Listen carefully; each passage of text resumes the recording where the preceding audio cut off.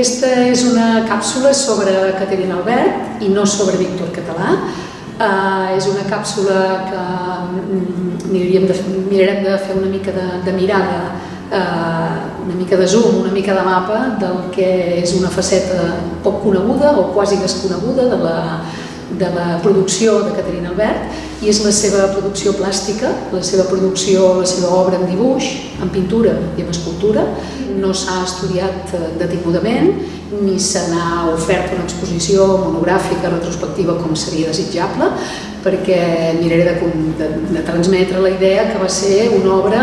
no va ser anecdotària, ni va ser atzarosa, ni resultat de cap desig ni caprici puntual, sinó que va ser una producció perllongada en el temps, una producció de més de 20 anys. Els primers dibuixos que tenim de Caterina Albert són uns dibuixos de nena, els que ens han arribat de 7 anys, i fontem que aquests no els incorporem, però si agafem una producció des dels 15 o 16 anys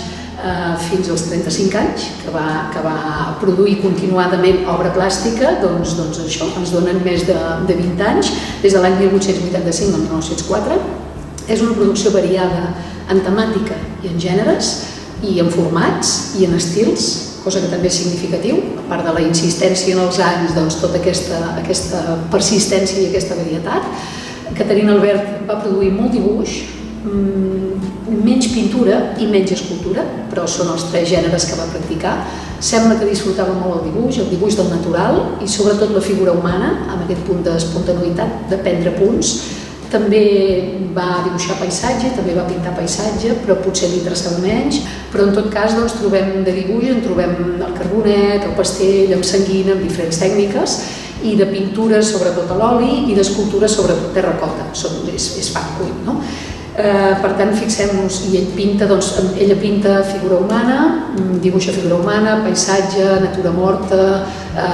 retrat, autorretrat, apunts al natural, per tant,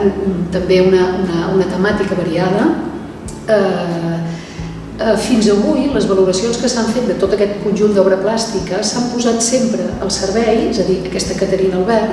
s'ha posat al servei de la Víctor Català, és a dir, s'ha valorat la producció plàstica en funció de la seva obra literària o de la seva obra escrita, i com que ella mateixa va il·lustrar-se alguns dels seus drames rurals o d'algunes altres obres escrites, doncs sempre s'ha anat posant en relació. Jo crec que realment falta considerar-la com a pintora, com a dibuixant i per tant com a autora d'una obra visual, i no posar-la en servei de la seva producció escrita, perquè de fet ella va practicar els 2 gèneres fins que això, a l'edat de 34 o 35 anys, va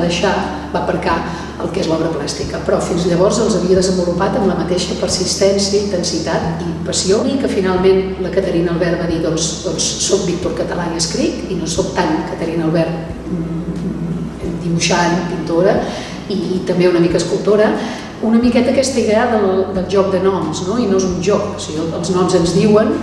i ens situen d'una manera davant del món. Llavors, a mi em sembla molt significatiu que tot el que ella considerava que anava a l'àmbit públic, per protegir-se, va incorporar, com sabeu, un nom masculí, un Víctor Català, un pseudònim, un heterònim, un altre nom, un altre jo. En canvi, el que considerava de l'àmbit privat, que eren els seus dibuixos, la seva pintura, la seva escultura, va ser Caterina Albert, qui no necessitava cap altre nom, cap altre jo. I em sembla molt bonic i molt significatiu aquesta dualitat entre l'àmbit privat i entre l'àmbit públic i l'àmbit privat, aquest doble nom. Al final d'aquest doble nom encara hi ha una pirueta més interessant, que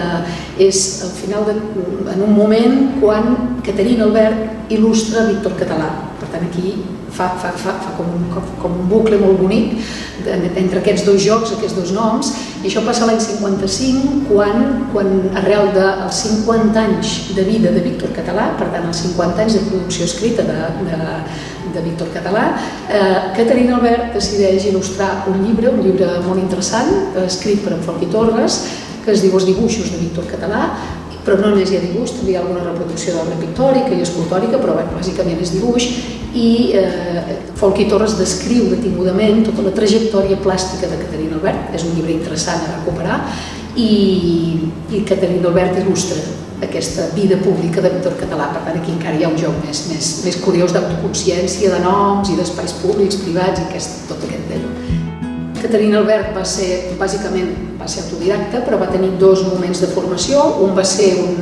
un pintor acadèmic, que el seu pare, Lluís Albert, quan va veure que la seva filla persistia en això del dibuix i la pintura, el va contractar perquè vingués a l'Escala, al domicili particular, i durant quasi 2 anys, l'any 1883 i 1884, li va fer classes. Es deia Félix Antonio Alarcón, i aquí sí que, si seguíssim en detall, veuríem que ella realment va incorporar, va descobrir l'oli, llavors sobretot havia fet dibuix, va donar una qualitat més pictòrica al seu dibuix, va millorar la composició, tot aquell ja era bona composant, i va entrar, o sigui, li va donar qualitat al dibuix i a la pintura, o sigui, va aprendre. Aquest va ser un primer moment, tot i que ella s'avorria perquè aquest senyor era més acadèmic i a ella li agradava més alguna cosa més propera a les emocions i no tant a la forma. I un altre moment va ser anys més tard, quan ella s'està a Barcelona, a casa de la família Sitjà, aquests amics de la família Albert, i ella de motu propi s'apunta a classes d'un escultor, també acadèmic, de Josep Carcassó, i crec que no hi va anar més d'un parell d'anys, i allà fa proves, fa provatura, perquè sobretot és provatura en el món de l'escultura. Un altre lloc d'on veu, amb B baixa i amb B alta, perquè acostumen a anar junts, és de tot el món de les revistes, del modernisme, de les exposicions que veia a Barcelona. Aquí aprèn de Rossinyol, aprèn de Casas, i aquí sí que viu i respira el que es vivia en aquells anys, la modernitat d'aquest moment, i tiba de molts, té quadres que tiren una mica cap a l'impressionisme, algun dibuix que tira una mica cap a l'expressionisme, té molts dibuixos amb línies absolutament sinuoses, amb un punt misteriós, que tiben clarament, van cap al simbolisme. Llavors tot aquest eclecticisme, tota aquesta barreja de llenguatges i mirar cap a tot arreu i provar-ho tot és també alguna cosa propera i molt familiar al modernisme. Només hem seleccionat 3 o 4 obres per fer un tast. Un és un paisatge, el Padró de l'Escala. A Caterina Albert no li interessava massa el paisatge, li interessava més la figura humana, però aquí sí que és un quadre molt significatiu, és un oli sobre tela, i és significatiu aquest esforç de geometrització que fa, que no és habitual en aquest moment, i no és un quadre cubista, està clar, però sí que s'hi apropa. No està datat, però ha de ser, calculo jo, no ha d'arribar al 1900 o l'any 1900. Aquest seria un, amb molt bona composició, amb bona llum i amb un joc cromàtic també molt interessant. Un altre és el retrat del pare mort, don Lluís Albert de cos present, que des de l'any 1990 el va pintar una noia de 21 anys, tenia 21 anys quan va morir el pare, i és una temàtica habitual en aquells anys, és una de les seves obres pictòriques amb pintura més ben resolt, una pinzellada molt lliure, quasi lliure, ben composat, aconsegueix molt bon retrat. No és l'única escena de la mort del pare pintada, ella té dibuixos de la germana mirant el pare mort, o sigui, tot un treball aquí més extens, però aquest és un quadre molt aconseguit. I l'altre és el Jardí de la Casa dels Albert, que és de l'any 1898, és un dibuix al pastell, que mira cap als jardins de Rossinyol, aquí sí que mira clarament cap aquí. Caterina Albert té algunes pintures i forces dibuixos del jardí de casa dels Albert, i aquest també és molt ben composat. Era molt singular com agafava les perspectives, aquesta no és de les que més, però també té un interès, i també està ben composat, i té una profunditat, i juga bé amb els colors, vull dir que també denota aquí una qualitat pictòrica. I havíem també seleccionat el retrat de la mare, de Doña Dolors Paradís, del 1891, que és un dibuix al carbonet. Té una qualitat molt pictòrica, els plecs de la cara tenen molta textura, estan molt aconseguits, i això no és fàcil, i l'expressió també. I per mostrar més aquesta seva passió pel dibuix, que de fet és el que més li agradava, més que la pintura, doncs hem seleccionat també l'estudi d'una amiga. Aquest estudi d'una amiga, que no està datat, és un dibuix al carbonet. És molt interessant, molt, primer per la temàtica, després per la singularitat en aquest moment de dibuixar una amiga, la nuesa d'una amiga, que és una cosa diferent, i per tot aquest punt més simbolista que té, de clar i fosc, de moviment de línies, aquesta cosa més sinuosa, que també és interessant i que enllaça doncs, amb els dibuixos que ella mateixa, que Caterina Albert va fer dels drames rurals de Víctor Català, no? Amb aquest anar i venir d'un jo a l'altre i de la pintura a l'escriptura. I finalment, per acabar, volia seleccionar 3 escenes, com 3 moments pintats, que tenen a veure amb la idea de la cambra pròpia. Això és molt significatiu també, i aquí volia posar-ho en valor. La Caterina Albert, l'any 1905, en un text molt breu, que es va titular Mon niu, el meu niu,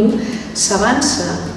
quasi 25 anys a l'assaig de la cambra pròpia de la Virginia Woolf, que és de l'any 1929, i ella parla de Mon niu, que és la seva petita cambra pròpia que va aconseguir a les golfes de casa, que ara ho veurem en un dels dibuixos, i declara la necessitat que una dona pugui crear de disposar d'un espai propi. Ella no parla d'una cambra pròpia, parla de Mon niu, sota el teulat com les orenetes, i perquè era una golfa, li feien niu les orenetes i li va fer niu ella,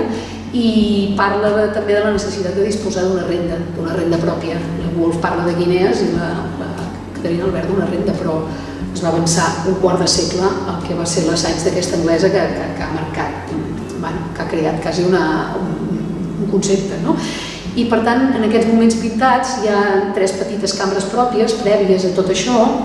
Un és el primer dibuix que ha arribat, crec jo, de Caterina Albert, tenia 9 anys, és de l'any 1878, ell li va posar de nom La diligència, és una tartana, suposem que és la que arriba a l'escala, és el món de fora que ve, és un dibuix de nena, és un dibuix absolutament depurat, absolutament anant, és simbòlic, és descriptiu, són unes taques negres ben situades i amb totes les persones que pugen i baixen de la tartana, no té les perspectives encara ben situades, és una nena d'això, de 9 anys, però el va situar, el va dibuixar damunt d'un llibre de gramàtica, va agafar un llibre d'estudi i va fer aquest dibuixet allà. És, d'alguna manera, una primera cambra pròpia, diguem-ho així, que és un llibre. El segon va ser, aquest sí que és un mur, la paret de llimoner del jardí de Casa dels Albert, és de l'any 1890, ella tenia 15 anys, i aquí hem d'anar una mica enrere, va ser 4 o 5 anys abans, quan en tenia 9 o 10, quan va agafar una paret del menjador i sola es va tancar al menjador i va dibuixar, sembla que va dibuixar un senyor, deia ella, gran, amb tot luxe de detalls, però clar, a la paret de la sala d'una casa burgesa això no es fa. Va rebre, doncs això, la van renyar i davant la persistència, jo vull pintar, el pare li va dir, doncs mira, surt a fora, et deixem aquest mur baixet davant dels llimoners i tu pinta aquí el que vulguis. Per tant, sí que va ser la seva primera cambra pròpia, aquesta sí, i ella uns anys més tard, ja amb 15 anys, la dibuixa i la coloreix, i és aquest dibuix que tenim aquí. I el següent, i seria l'últim moment pintat, que és ja un dibuix de l'any 1898, aquest sí que és la seva cambra pròpia, és el taller de la golfa de la casa de Lluís Albert, quan van fer obres, i a dalt hi havia, doncs, funcionava com a magatzem, com a golfa, doncs va quedar buit, van fer obres a la casa, i el seu pare li va dir, doncs vés-te, vols pintar, vols dibuixar, doncs vés-te a Nadal i fes el que vulguis. Seria interessant veure d'aquesta golfa que ella va donar per suposat que tenia interès a dibuixar, no? Per tant, com s'autodescriu ella com a artista visual. No? I només per acabar, una cosa més significativa que tenim, jo he trobat, i si ho tenia més, però fins allà on he comptat 7 o 8 autorretrats de diferents moments. Autorretratar-se no és fàcil i fer-ho 7 i 8 i 9 vegades demana una determinació, i volia acabar amb un autorretrat que és, a mi em recorda una figura d'Escher, que em sembla que és de l'any 1998, ara ho dic de memòria, que Caterina Albert s'autodibuixa dibuixant. Això és una intenció, és una declaració de jo. I després, quan ella va ser gran, als 90 anys, va agafar aquest dibuix, el va reproduir en una cartolina i el va utilitzar per enviar, doncs això, una cartolina, una targeta per enviar notes als amics. I també és significatiu com als 90 anys ja te recuperes amb un dibuix de fa una pilera d'anys i segueixes dient jo segueixo sent aquesta. Ja no és Víctor Català, sinó que és Caterina Albert, perquè dibuixa, no escriu. I per acabar, com que tota l'estona aquí ens ha estat acompanyant aquest autorretrat també de l'any 1990, que és un carbonet sobre paper, però és un autorretrat crec jo que concentra la intensitat, la mirada, la intensitat, la intencionalitat d'aquest personatge tan singular que va ser Caterina Albert i Víctor Català.